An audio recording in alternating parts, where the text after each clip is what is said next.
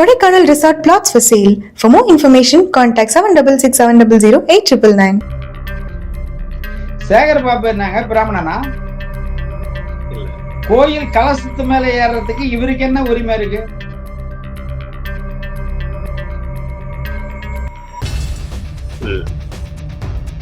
அந்த ஓதனும் வெளியே வரல. இவன் முருகா முருகா அரோகரா கந்தனுக்கு அரோகரா அப்படின்னு இப்ப நம்ம காவடி எடுக்கும்போது ஊர்ல சிந்து போடுவோம்ல, காவடி சிந்து. அப்படி ஒரு குழுவை பாட விட்டு அதை ஒலிபெருக்கியோட இணைக்கிறாங்க.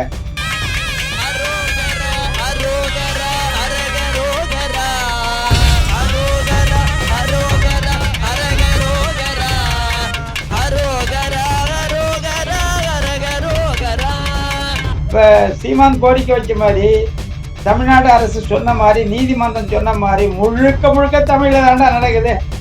இதான பார்வையாளர்களுக்கு தெரியும். பிராமணர்கள் ஓதக்கூடிய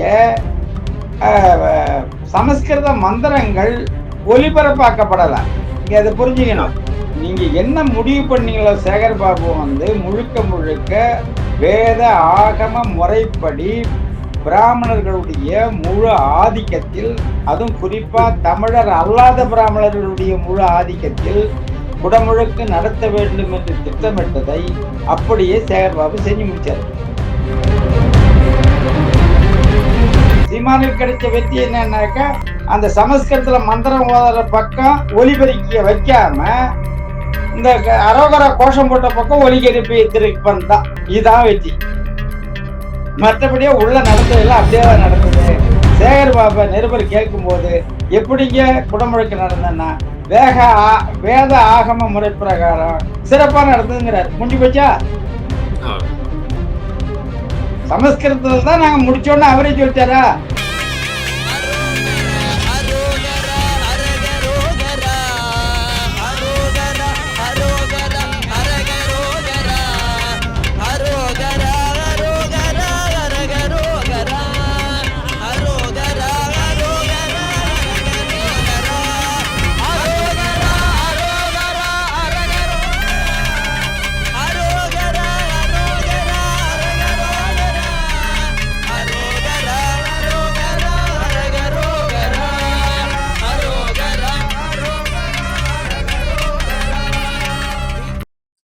ஐயா வணக்கம்.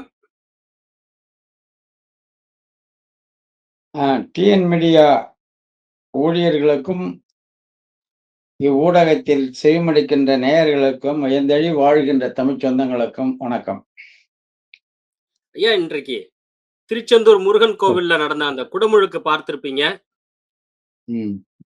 ஒரு 3 கோபுர விமானங்கள்ல இருக்கக்கூடிய அந்த கலசங்கள்ல நன்னீராட்டு பெருவிழா நடத்தப்படுகிறது.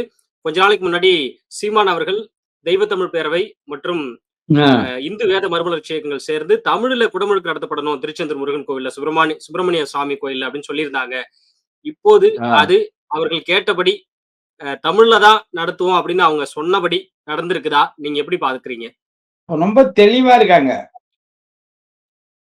ரொம்ப தெளிவா இருக்காங்க. நம்ம திரும்பி திரும்பி திரும்பி தமிழ் தேசியவாதிகள் சொல்றது என்னன்னாக்கா, ஆரியத்தை விட மிக மோசமானது திராவிடங்கிறத தான் வலியுறுத்துறோம். ஆரியத்தினுடைய அடியாள் திராவிடங்கிறோம்.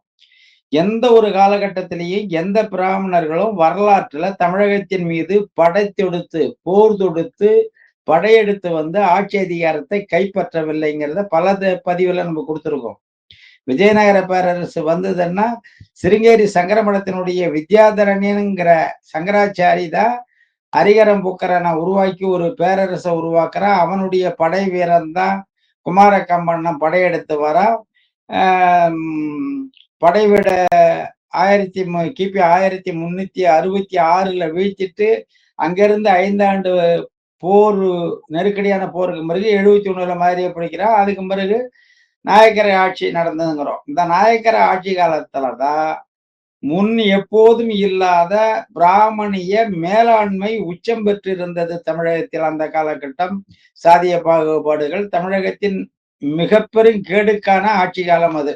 அதுக்கு முன்ன பிராமணன் இல்லையா இருந்தாங்கிறலாம் அது வேற ஆய்வு வந்திருக்கு. இந்த பாதிப்பு இல்லை. அப்ப அந்த ஒரு பதிவுல கொடுத்திருப்பான், தஞ்சாவூர்ல ஆண்ட விஜயராக நாயக்கன் ஆட்சி காலத்துல எப்படிலாம் பார்ப்பனர் மேலாண்மை, பிராமணர் மேலாண்மை இருந்ததுன்னு. அதனுடைய நீட்சி தான் விஜயநகர ஆட்சியின் நீட்சி தான் திராவிடம். இங்க வெளியில சொல்லும்போது, இப்ப தேர்தல் வந்துட்டுதா, இதுல இருந்து தமிழுக்கான முன்னுரிமை அப்படிங்கன்னு பேசுவானுங்க. தேர்தல்ல வாக்க வாங்கி வெற்றி பெற்ற பிறகு திராவிட மாடலும்பான், பெரியார் ஆட்சியும்பான். பிராமணர் வந்து ஒரு கள்ள கடவுள்னு சொல்றான். சில தமிழருடைய பண்பாட்டு கூறுகளை மாத்துறான், அழிக்கல, மாத்திருக்கான்.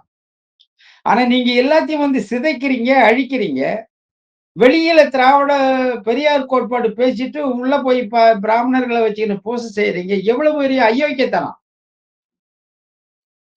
சேகர் பாபு என்னங்க பிராமணனா? இல்ல. கோயில் கலசத்து மேல ஏறுறதுக்கு இவருக்கு என்ன உரிமை இருக்கு?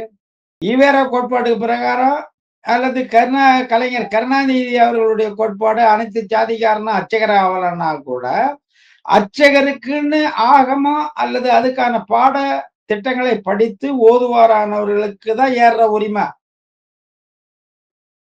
நீ அமைச்சரா இருக்குங்கிறதுக்காக நீ ஏற முடியாது. இன்னும் அந்த இறையியல் சார்ந்தவங்க தமிழ்ல ஓதணுங்கிறாங்க. தமிழ் ஓதுவார்கள் இருக்காங்க. இவங்க எல்லாம் போராடி இருக்காங்க. கூட நாம் தமிழர் கட்சி களத்துல இறங்கி ஒவ்வொரு இடத்துக்கும் போராடுது. நீதிமன்றம் வரைக்கும் போய் இப்ப தீர்ப்பு வந்து தெளிவா குடுத்துட்டாங்க. சமபங்கு தமிழுக்கு குடுக்கணும். தமிழ்ல தான் பண்ணணும். அல்லன்னா அது அது வாய்ப்பு இல்லங்கும்போது சமபங்காவது அது குடுக்கணுங்கிறது. இந்த சமபங்குங்கிறது என்ன? இதுதான் பதிவிலேயே நீங்க கேட்டீங்க. இந்த முற்றோதல்னா என்ன அப்படின்னு. ஆமா. இப்ப முற்றோதுதல். 76 வேள்வி கொண்டா இருக்குன்னா 48 நாளைக்கு அங்க வந்து அந்த பூசை செய்வாங்க. ஆகம முறை பிரகாரம் பூசை செய்வாங்க. அந்த கோயிலுடைய கருவறைக்குள்ள இருக்கிற இறையாக கருதப்படுகின்ற அதனுடைய சிலையினுடைய உருவத்தை அத்திமர பலகையில் வரைந்து வைத்து அந்த வேள்வியை நடத்துறது பழக்கம். இங்க திருச்செந்தூர் அந்த முருகன் சுத்தி வர சிலை இருக்கு. அது கோயிலுக்குள்ளால இருக்காது. வெளியில இருக்கிற ஒரு ம க அறையில, பாதுகாப்பு அறையில தான் அத வச்சிருப்பாங்க. அது எடுப்பு சிலைன்னு சொல்லுவோம். மூலவர்ங்கிறது வேற, எடுப்பு சிலைங்கிறது வேற. அந்த சிலைய கொண்டாந்து வச்சுக்கின்னு தான் இவங்க ஓதுறாங்க. அப்ப சரி. அந்த 76ல பாதி வந்து தமிழ் ஓதுவார் கையில ஒப்படைக்கணும். ம். அப்ப 48 நாளைக்கு நீங்க வந்து வேள்வி குண்டத்துல உட்கார்ந்து அந்த மந்திரம் ஓதணும்னா, அது துவங்கி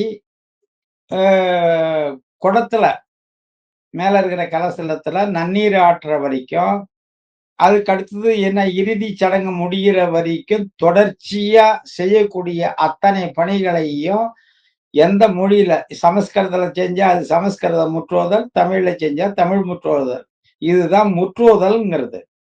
ஓகே. நான் தமிழ்ல உனக்கு குடுக்கணும்னாக்கா, நீ ஆரம்பத்துல இருந்து எல்லாமே 76 குண்டமும் சமஸ்கிருதத்துல ஓதிட்டு, இடையில வந்து எங்கேயாவது ஒரு மூலையில 2 பேர நிக்க வச்சு, ஒரு தமிழ்ல வந்து தேவாரம், திருவாசகம், இப்படி கந்த சஷ்டி கவசம் எதையாவது பாடச் சொல்லி, நான் அத வந்து போட்டோ எடுத்து காட்டி, "இதோ பாரு தமிழ்லயும் பேசுறாங்க பாரு" அப்படின்னு சொல்றது அல்ல. ஓ! சமபங்குங்கிறது நீங்க எப்படி வடமொழியில முற்றோதல் எடுக்கிறீங்களோ, துவக்கம் முதல் இறுதி வரை செய்கிறீர்களோ, அதைப் ம். போன்று யாக குண்டத்தில் சமபங்கு பிரித்து கொடுத்து, துவக்கம் முதல் இறுதி வரை தமிழிலே செய்வதுதான் தமிழில் முற்றோதல். ஓகே. இது குடுத்தீங்களான்னா குடுக்கல. இப்ப சீமா அவர்கள் வந்து தமிழ்ல வந்து முற்றோதுதல்லாம் கேட்டாரு. போராட்டம் வந்து முற்றுவதுதான் முழுக்க தமிழ்ல பண்ணுனாங்க. முடியலன்னா குறைஞ்சபட்சம் சமபங்காவது குடுங்கிறது தான் கோரிக்கை வச்சு போராடுனது. ம். நீதிமன்றத்துக்கு ஒரு பக்கம் போனாங்க. நீதிமன்றம் நெருக்கடி குடுத்தது. நீங்க ஒருவேளை செய்ய தவறுன்னா, திருச்செந்தூர் வந்து நாம் தமிழர் கட்சியினுடைய முற்றுகைக்கு உட்படும் அந்த கோயிலு. நாங்க திண்டல பக்கம் ஒரு முருகன் சிலைய வச்சு தமிழ்ல முற்றோதல் நடத்துவோம் அப்படின்னு அவரு அறிக்கை விட்டிருந்தாரு. ம். இதுக்கு இடையில இந்த சேகர் பாபு அதாவது அ திராவிடர்களை விட பிராமணர்கள் சற்று யோக்கியமானவர்கள் அப்படிங்கிறதுக்கு தான் சொல்ல வரேன். அவன் வந்து நம்மள வந்து எதுக்குறான்னா தெரியும். திட்டினாலும் எதிர்த்தாலும் எது இருந்தாலும் நேரடியாவே நம்மள வந்து மோதுவாங்க பிராமணர்கள். திராவிடம் பிராமணத்தை எதிர்க்கிற மாதிரி நம்மளை அழிப்பான். ஆனா குறிப்பா பிராமணர்கள் கூட தமிழ் பிராமணர்கள் இருக்காங்கல்ல, தாய்மொழி தமிழ கொண்டவங்க. தாய்மொழி சமஸ்கிருதத்துல மந்திரம் ஓதுவாங்களே ஒழிஞ்சு பொருள் தெரியாது அவங்களுக்கு. வீட்டுல பேசுறது தாய்மொழி தமிழ் தான் பேசுவாங்க. இந்த பிராமணர்களை தான் திராவிடம் நம்ம கடுமையா சாடும். தெலுங்கு பிராமணர்களையோ, கன்னட பிராமணர்களையோ, குஜராத்தி பிராமணர்களையோ, கேரள பிராமணர்களையோ அரவணைச்சிக்கும். இந்தியாவில மத்த எந்த மொழி வழி தேசிய பிராமணர்களையும் தமிழ் எப்படி தமிழம் பிடிக்காதோ அப்படி தமிழ் பிராமணர்களே இவங்களுக்கு பிடிக்காது. அப்ப இவர் சேகர்பாபு என்ன பண்றாரு, நேற்றைய நிகழ்வுக்கு சிருங்கேரி சங்கர மடத்துல இருந்து பிராமணர்கள் வராங்க. திருச்செந்தூர் முருகன் கோயிலுக்கும் சிருங்கேரி மடத்துக்கும் என்ன தொடர்பு? வந்த பிராமணர்கள் கன்னியாகுமரி கோயில் உள்ள போறாங்க. அங்க இருக்கிற பிராமணர்கள், தமிழ் பிராமணர்கள் கருவறைக்குள்ள நுழைவுடன் தடுக்கிறாங்க. இப்ப இதுக்கு காவல்துறை உடந்தையா இருக்கு. இப்ப நம்ம ஊரு கோயில் உள்ளல அடுத்தவங்க வந்து உள்ள நுழையிறாங்க போது நம்ம ஊரு கோயில் கருவறை பூசாரி அவனை போகக்கூடாதுன்னா அவனுக்கு துணையா தானே காவல்துறை இருக்கணும். தமிழ்நாட்டு காவல்துறை. இவர் போகக்கூடாதுன்னு சொன்னா அங்க ஆகம விதி எல்லாம் பார்க்கணும்ல. அவர் ஆகம விதி பிறகு உள்ள வரக்கூடாதுன்னா அவனை தடுத்து நிறுத்தணும்ல காவல்துறை. இப்ப கன்னியாகுமரி கோயில்ல இருக்கிற அந்த பூசாரிகளை, பிராமணர்களை ஓரம் தள்ளிட்டு இவன் சொந்த கோயில் மாதிரி உள்ள நுழையிறான். அப்பா கட்டின கோயில் மாதிரி சிருங்கேரி மடத்துல இருந்து வந்தவன். அதே மாதிரி நம்பூதிரிகள் கேரளாவில இருந்து அவன் வந்து இங்க நிக்கிறான். அந்த திராவிட திருட்டு பாருங்க. இங்க ஆகம முறைங்கும் போது தமிழ் ஓதுவார்கள் பண்ணக்கூடிய தேவாரம், திருவாசகம், கந்தசஷ்டி கவசம், இன்னும் முருகனுக்கான பாடல்கள் நிறைய இருக்கு. அந்த பாடல்கள் இது யாரும் தமிழ் ஓதுவார்கள் அங்க ஓதல. அந்த ஓதனும் வெளியே வரல. இவன் முருகா முருகா அரோகரா, கந்தனுக்கு அரோகரா அப்படின்னு இப்ப நம்ம காவடி எடுக்கும்போது ஊர்ல சிந்து போடுவோம்ல, காவடி சிந்து. அப்படி ஒரு குழுவை பாட விட்டு அதை ஒலிபெருக்கோட இணைக்கிறாங்க. உங்களுக்கு நல்லா இந்த இடத்துல புரிஞ்சுக்கணும். அப்ப கோயிலை சுத்தி இருக்கிற ஒலிபெருக்கல் எல்லாம் எது இதுதான் முழங்குது. தமிழ்ல முருகனுக்கு அரோகரா, கந்தனுக்கு அரோகராங்கிறதா முழங்குது. இப்ப அவங்க என்ன நினைக்கிறாங்க, இப்ப சீமான் கோரிக்கை வச்ச மாதிரி தமிழ்நாடு அரசு சொன்ன மாதிரி நீதிமன்றம் சொன்ன மாதிரி முழுக்க முழுக்க தமிழ்ல தாண்டா நடக்குது. இதான பார்வையாளர்களுக்கு தெரியும். பிராமணர்கள் ஓதக்கூடிய சமஸ்கிருத மந்திரங்கள் ஒலிபரப்பாக்கப்படல. இங்க அதை புரிஞ்சுக்கணும். ஆனா வெளியில தமிழ் முழக்கங்கள் மட்டும்தான் ஒலிபரப்பப்பட்டது. அப்ப பெருவாரியான மக்கள் நிக்கிறவங்க என்ன பண்றாங்க கூட்டத்துல, தமிழ்ல தான் இங்க வந்து நிகழ்ச்சி நடக்குது, சொன்ன மாதிரியே நடக்குது. நீங்க ரொம்ப கூர்ந்து கவனிச்சா தெரியும். அந்த மேல குடத்துல தண்ணி ஊற்றும் போது இப்ப ராஜகோபுரங்கிறது 9 படிநிலைகளையும் 9 கலசங்களையும் கொண்டது. 157 அடி உயரம் உள்ளது. அது கோயிலுக்கு மேல்புறம் இருக்கு. அதுக்கு அடுத்தது கருவறை கோபுரம், இன்னொரு மண்டபம் இருக்கும். அந்த 3 கலசத்துல தான் நன்னீர் ஆட்டுறாங்க. அந்த கருவறை மண்டபத்து மேல நன்னீர் ஆட்டும் பொழுது அமைச்சரே ஓடேறி நிக்கிறார். அறங்காவல்துறை அமைச்சரே ஓடேறி நிக்கிறாரு. அப்ப மேல சமஸ்கிருதத்துல மந்திரம் ஓதுறது தெளிவா நம்மளுக்கு கேக்குது. அந்த ஒலிப்பதிவிலேயே கேக்குது. அப்ப நீங்க திட்டமிட்டு நீங்க என்ன முடிவு பண்ணீங்களோ சேகர்பாபு வந்து முழுக்க முழுக்க வேத ஆகம முறைப்படி பிராமணர்களுடைய முழு ஆதிக்கத்தில், அதுவும் குறிப்பா தமிழர் அல்லாத பிராமணர்களுடைய முழு ஆதிக்கத்தில் குடமுழுக்கு நடத்த வேண்டும் என்று திட்டமிட்டதை அப்படியே சேகர்பாபு செஞ்சு முடிச்சாரு. ஆனா வெளியில உங்களுக்கு அந்த ஒலிபெருக்கியினுடைய இணைப்பை மட்டும் இறை வாழ்த்து முழக்கம் போடுற இடத்துல வச்சுட்டு ஓகே. இது மட்டும் வெளியில கொடுத்தாங்க. அப்ப மக்களுக்கு வந்து தமிழ்ல மந்திரம் ஓதுற மாதிரி நினைச்சுக்கிறாங்க. அது மந்திரம் கிடையாது. அது ம். முழக்கம். அதாவது புகழ் முழக்கம்னு வச்சுங்களேன். இறை பற்றிய புகழ் முழக்கம். இதுக்கு வெளி பரப்பிட்டு உள்ள வந்து இவங்க அதுக்கு மாற்றா முழுக்க முழுக்க பிராமணர்களுடைய அங்க கோபுர கலசத்துல நீர் ஊற்றுற இடத்துல கூட தமிழ் ஓதுவார்கள் நிக்கிறாங்க. அங்க போய் கூட கைய கட்டிக்கின்னு ஒரு ஓரமா நம்ம ஏதாவது அப்படி கொஞ்சம் கையை நீட்டினா கூட அடிச்சிடுவானுங்களோ இல்ல மேல இருந்து கீழே பிடிச்சி தள்ளிடுவானோன்னு பயந்துக்கின்னு தான் நிக்கிறாரு அவரு. மேல வந்து தமிழ் ஓதுவார்கள் ஒரு சில பேர் ஏறி நின்றால் கூட இந்த நீதிமன்ற ஆணை பிரகாரமும் நாம் தமிழர் கட்சி பின்புலமா இருக்குங்கிற துணிச்சல்லையும் நானும் பங்கெடுப்பேன்டா அப்படின்னு அவரு அங்க முன்னின்று எடுத்தால் அப்படி ஒருவேளை நடக்கிறதுக்கு வாய்ப்பு இருக்கு. அது நடந்துடக்கூடாது அப்படிங்கிறதுக்காக தான் அங்க சேகர் பாபு நின்னது. புரியுதாப்ப? சேகர் பாபு ஏன் உயரேறி நின்னாருன்னா அப்படி யாரும் இவங்க எதுவும் பண்ணிடக்கூடாது. அதுதான் குறுக்கால போய் அங்க நினைக்கிறாரு. அது முழுக்க முழுக்க பிராமணர்களுக்கு காவல்துறை மட்டும் இல்ல, அறங்காவல்துறை அமைச்சரா இருக்கிற சேகர் பாபு அங்க நின்னு தமிழ் ஓதுவார்களை புறக்கணிச்சு அவங்கள பின்தள்ளி இவங்களை முன்தள்ளுறாரு. தமிழ்நாட்டுல தமிழ்ல குடமுழுக்கு நடத்தணும்னா தமிழக அரசு நீங்க பிராமணத்தை எதிர்க்கிற கட்சி. திமுக பிராமணத்தை எதிர்க்கிற கட்சி. உங்க கூட ஒத்துழைப்புல இருக்கிறது திராவிடர் கழகம்.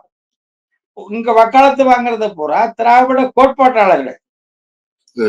அப்ப நீங்க அத்தனை பேரும் என்ன பண்ணிருக்கணும்? இந்த வாய்ப்பு எடுத்துக்கின்னு பிராமணர்களை புறந்தள்ளணுமா வேணாமா? நீதிமன்றம் கொடுத்த வாய்ப்பு எடுத்துக்கின்னு பிராமணர்களையும் சமஸ்கிருதத்தையும் இந்திய எதுக்குறீங்கல்ல? இந்தி சமஸ்கிருதத்துடைய குழந்தை தானே. இப்ப இந்த வாய்ப்பை நீங்க எல்லாம் பயன்படுத்தி புறக்கணிக்கணும். மாறா ஒரு பிராமண குடும்பத்துல பிறந்து வேத ஆகமங்கள்ல முற்றிலும் பயிற்சி பெற்ற முழு சங்கியை விட பெருஞ்சங்கிய இன்னைக்கு சேகர் பாபு நிக்கிறாப்புல. இந்த பக்கம் பெரியார் வாரிசுங்கிறது, திராவிட மாடலுங்கிறது, இங்க பெருஞ்சங்கிய நிக்கிறது. வீரமணி கண்டிச்சு அறிக்கை விட்டுக்கணுமா வேணாமா? திருமாவளவன் கண்டிச்சு அறிக்கை விட்டுக்கணுமா வேணாமா? பெரியார் கொள்கையை தூக்கி நிக்கிற சுபவி, கொளத்தூர் மணி, கோவ ராமகிருஷ்ணா போன்றவங்க இந்த நிகழ்வுக்கு முழு கண்டனத்தை தெரிவிச்சிருக்கணும்ல. சீமான் குரல் கொடுக்கறதுக்கு முன்னாடியே இவங்க குரல் கொடுத்துருக்கணும்ல. தமிழ தான் நடத்தணும், நீதிமன்றம் உத்தரவு போட்டுட்டுது, நீங்க மீறி பிராமணர்களுக்கு அங்க முன்னுரிமை கொடுத்தீங்கன்னா நாங்க களத்துல இறங்குவோம், தடுப்போம். இதுதானே உங்க கோட்பாடு, இதுதானே உங்க கொள்கை. உங்க கொள்கையை பேசுற வாய்ப்பு கிடைக்கிற இடத்துல நீங்க வாய் மூடிக்கின்னு உட்காந்துருக்கீங்க. அப்புறம் என்ன உங்க கொள்கை? இப்ப இதுல இருந்து தமிழக மக்கள் தெளிவா புரிஞ்சுக்கணும். எல்லாம் வந்து புரிஞ்சுட்டு தாங்க போறான். எவனும் புரியாத போல. இவனுக்கு வேற வழி இல்ல. திராவிடம் திருட்டு பயங்கிறது புரியும். அவனுக்கு 2 நோக்கம் இருக்கு. இன்னைக்கு நீ எதிரணியில எல்லா கட்சியும் ஒண்ணா இன்னைக்கு அதிமுக கூட சேர்ந்து நின்னா கூட வெற்றி பெறதுங்கிறது மிக கடினம். காரணம் என்னன்னாக்கா, இந்த டாஸ்மார்க்கால 2-3 பலன் அவனுக்கு கிடைக்குது. ஒண்ணு, டாஸ்மார்க் உற்பத்தி விற்பனை லாபம், இது ஒரு பலன். 2வது, அந்த டாஸ்மார்க் புழக்கத்துல சின்ன குழந்தையில இருந்து கிழவன் வரைக்கும், வீட்டுல இருக்கிற பெண்கள்ல இருந்து கல்லூரி பள்ளி மாணவிகள் வரைக்கும் இப்ப குடியாரனா ஆக்கியாச்சு. குடிப்பழக்கத்தை கொண்டு வந்தாச்சு. எப்ப குடிப்பழக்கத்துக்கு அவன் ஆளானானோ அப்பயே தற்சார்பு சிந்தனையற்றவனாக அவன் மாறி போடுறான். சார்பு நிலை ஆளா போயிடுறான்.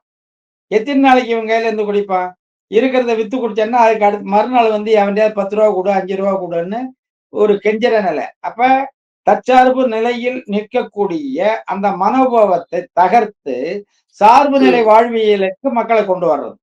குடமுழுக்குல இவங்களுக்கு என்னன்னாக்க, என்ன கொள்கைக்கு மாறா செஞ்சாலும் இந்த டாஸ்மார்க் விஷயத்துல நீங்க பாத்தீங்கன்னா அறிவிலி சமூகமாகவும் வறிய குடும்பமாகவும் மாற்றப்பட்டதால நாளைய தேர்தல் வரும் பொழுது எல்லாம் புரிஞ்சிருந்தாலும் இந்த மக்களுக்கு அந்த குடிப்பழக்கத்தில் உள்ளவனுக்கு அந்த நேரம் 500 ரூபாய் தேவை. 1000 கருத்துலாம் அப்புறம். இப்ப அந்த ரூ. 500 குடுக்குற நிலையில இருக்கிறவங்க இவங்க. இதுக்காகவே மலை, மணல், ஆறு எல்லாம் கொள்ளடிச்சு வச்சிருக்காங்க. 1000 நம்ம ம். தப்பு பண்ணாலும், தேர்தல் நேரத்துல கையில ரூ. 500 காசு குடுத்தா ஓட்டு போட்டுருவான். இதுதான் தமிழர்கள் மீது திராவிடம் வச்சிருக்கிற மதிப்பீடு. எனவே திருச்செழுந்தூர் குடமுழுக்கு என்பது தமிழர்களை முழுக்க முழுக்க இந்த பகல் கொள்ளைன்னு சொல்லுவாங்க. அப்படி ஏமாற்றப்பட்ட ஒரு நிகழ்வு இது. இதுல நெறைய பேர் இங்க வெளியில என்ன சொல்லியிருக்கிறா, சீமானுக்கு கிடைத்த வெற்றி, நம்ம மோதணும், முட்டணும் அது வேற. சீமானுக்கு கிடைச்ச வெற்றி என்னன்னாக்கா, அந்த சமஸ்கிருதத்துல மந்திரம் ஓதுற பக்கம் ஒலிபெருக்கிய வைக்காம, இந்த அரோகரா கோஷம் போட்ட பக்கம் ஒலிபெருப்பி திருப்பன் தான். இதுதான் வெற்றி. மற்றபடியே உள்ள நடந்ததெல்லாம் அப்படியே தான் நடந்தது. சேகர் பாபா நிருபர் கேட்கும்போது, எப்படிங்க குடமுழுக்கு நடந்ததுன்னா, வேக ஆ வேத ஆகம முறை பிரகாரம் சிறப்பா நடந்ததுங்கிறாரு. முடிஞ்சு போச்சா? சமஸ்கிருதத்துல தான் நாங்க முடிச்சோம்னு அவரே சொல்லிட்டாரா? அப்புறம் என்ன நம்ம தமிழ்ல நம்மளுக்கு போராட்டத்துக்கு என்ன வெற்றி கிடைச்சது? அவங்க அப்படிதான் பண்ணுவாங்க. அதே நேரத்துல தமிழ் தேசிய சிந்தனையாளர்கள் தொடர்ந்து நம்மளுடைய முயற்சியை முன்னெடுக்கணும். அடுத்த ஒரு குடமுழுக்கு வரும்பொழுது, இவனுடைய அறிக்கையெல்லாம் நம்ம பார்த்திருக்க முடியாது. உள்ள களத்துல இறங்கி அங்க நிக்கணும். இவன் யாகசாலைய பாதிக்கு பாதி புடிங்கிடணும் நம்ம. இவங்கெல்லாம் எதிர்பார்க்க கூடாது. நம்ம புடிங்கிடணும். அந்த நிலைக்கு வரும்பொழுதுதான் தெரியும். இவனு ஏமாத்திக்கிட்டு தான் இருப்பான். அப்ப திருச்செந்தூர் குடமுழுக்குங்கிறது நம்ப வச்சு கழுத்தறுத்த ஒரு மோசடி திட்டம். முழுக்க முழுக்க அதனுடைய பொறுப்பாளர் சேகர் பாபு அவர்தான். ஓகே. விரிவான கருத்துக்களை பகிர்ந்துக்கிட்டீங்க ஐயா. தொடர்ந்து இன்னொரு தருணத்துல உரையாடுவோம். கருத்துக்களுக்கு நன்றிங்க ஐயா. இதுவரை செவிமடுத்த நேயர்களுக்கு மீண்டும் எனது நன்றியையும் வணக்கத்தையும் உரித்தாக்கிக் கொள்கிறேன். நன்றி, வணக்கம்.